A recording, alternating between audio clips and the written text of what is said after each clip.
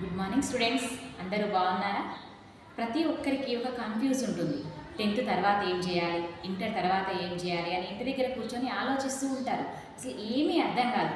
నేను ఏం చేస్తే ఏం జరుగుతుందో, అందులో నేను సక్సెస్ అవుతానో లేదో ఒక చిన్న కన్ఫ్యూజ్ ఉంటుందన్నమాట.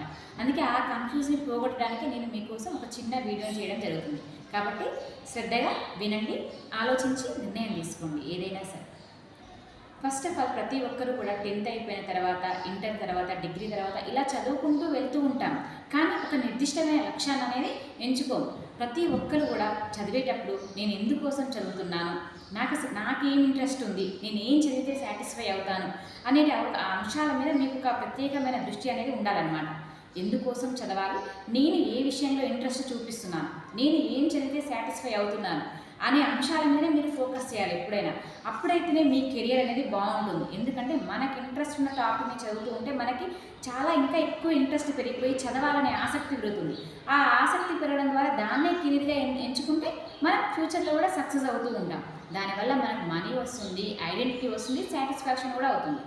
ఎప్పుడైతే మనకు మనీ అండ్ ఐడెంటిటీ, సాటిస్ఫై వస్తుందో ఆ మూడు వచ్చేటటువంటి రంగాన్ని మనం ఎంచుకుంటే అప్పుడు మన కెరియర్ అనేది బాగుంటుంది. ఫర్ ఎగ్జాంపుల్కి మనం ఫ్యూచర్లో ఒక కలెక్టర్ కావాలి, ఒక లాయర్ కావాలి, ఒక డాక్టర్ కావాలి, ఒక ఇంజనీరింగ్ కావాలి అనుకుంటాం. కానీ అలా కలలు అన్నంత మాత్రాన అవి నెరవేరవు. ఒక లాయర్ కావాలంటే మనం లా చదవాలి, ఒక డాక్టర్ కావాలంటే మనం ఎంబీబీఎస్ చేయాలి, ఒక ఐఏఎస్ ఐపీఎస్ ఆఫీసర్లు కావాలంటే మనం ఫస్ట్ నుంచి ఒక ఏది చదివిన తర్వాత కూడా మనం వాటికి గ్రూప్స్కి కానీ వాటికి కానీ కోచింగ్కి వెళ్ళి మనం సక్సెస్ సాధించవచ్చు.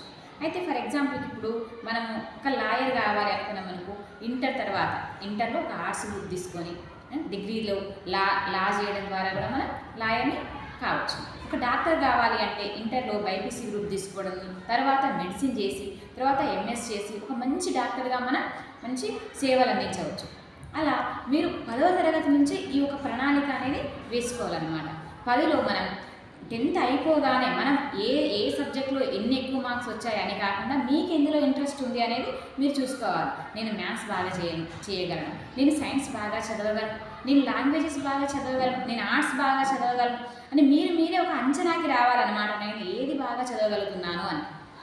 10 తర్వాత మీరు ఎంపీసీ కానీ, బైపీసీ కానీ, సిఈసీ కానీ, హెచ్ఈసీ కానీ ఏ గ్రూప్ అయినా తీసుకోవచ్చు. అంతేకాకుండా మనకు అదనంగా ఇంకా డిప్లొమా కోర్సెస్ అనేవి ఉంటాయి. ఇంకా వాటితో పాటు నర్సింగ్ చేయొచ్చు, స్టాఫ్ నర్స్ కోర్సులు కూడా ఉంటాయి. మనకి ఇంటర్ తర్వాత చూసినట్లయితే డిగ్రీకి వెళ్ళొచ్చు. మెడిసిన్ ద్వారా కావాలంటే ఐఐటి జేఈఈలు ఉన్నాయి మనకి, ఇంకా ఇంజనీరింగ్ రంగంలోకి వెళ్ళొచ్చు. ఇలా అనేక రంగాలు ఉన్నాయన్నమాట. కాబట్టి మీరు ఏం చేసినా కానీ ఆలోచించి నిర్ణయం తీసుకోండి. 10th తర్వాత మనకి ఇంటర్మీడియట్ వెళ్ళాలి, ఇంటర్ తర్వాత డిగ్రీకి వెళ్ళాలి, పీజీకి వెళ్ళొచ్చు. అలా మనం పై చదువుకుంటూ వెళ్ళి మనం ఒక రంగంలో ఒక ఉన్నత రంగాన్ని ఎంచుకొని ఆ రంగంలో స్థిరపడేలాగా మనం కష్టపడాలి. అంతే తప్ప ఇక్కడే చదువుతాను, ఇంతవరకే చదువుతాను అనేది మీరు పెట్టుకోవద్దు. ఒక లక్ష్యాన్ని చేరేంత వరకు చదివి నిరంతరం శ్రమిస్తూ ఉంటే ఖచ్చితంగా విజయం అనేది మీ చెంతకు వస్తుంది. కాబట్టి మీరు మీ సెలవుల్ని వృధా చేసుకోకుండా 10 తర్వాత, ఇంటర్ తర్వాత ఒక మంచి నిర్ణయం తీసుకొని మంచి లక్ష్యాన్ని ఎంచుకొని ఆ లక్ష్యాన్ని మీరు చేరుకోవాలని మనసారా కోరుకుంటున్నాను.